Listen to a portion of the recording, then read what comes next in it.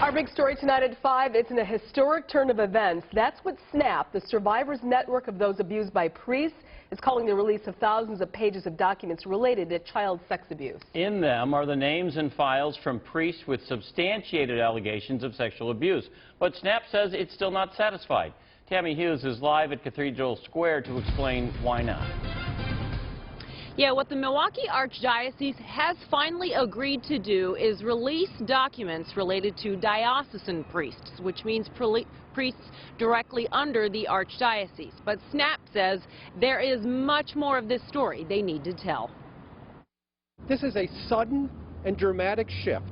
SNAP Director Peter Isley says after fighting the release of documents for 2 years in bankruptcy court, the Milwaukee Archdiocese has finally agreed to release thousands of documents related to alleged sex offender priests.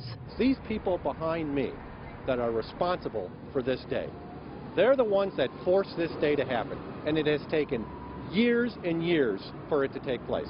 Behind Isley stood abuse survivors, holding pictures of themselves and other children at the age of their abuse. Soon to be public will be documents of pedophile priests and depositions from former Archbishops Weekland and Dolan, among others.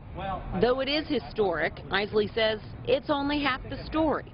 The documents are only from diocesan priests and not the accused priests belonging to their religious orders like the Jesuits or Salvatorians. When you talk about half a glass, that might be okay with some things, but it's not acceptable when it comes to child molesters. Religious order priests are the responsibility of the religious order they belong to. We would not have documents on religious order priests. The Milwaukee Archdiocese says they are releasing all they have, and they believe the documents will also shine a light on what the church did well. In the provision of therapy and counseling, especially kind of care and pastoral outreach to those who came forward. So that's present in some of these documents. For these survivors, it is clearly progress, but Isley promises they aren't done yet.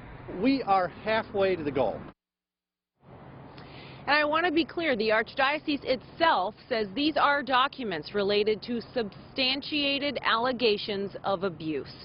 They are now in the process of redacting the names of victims or other innocent people that might be in all of this paperwork, thousands of pages.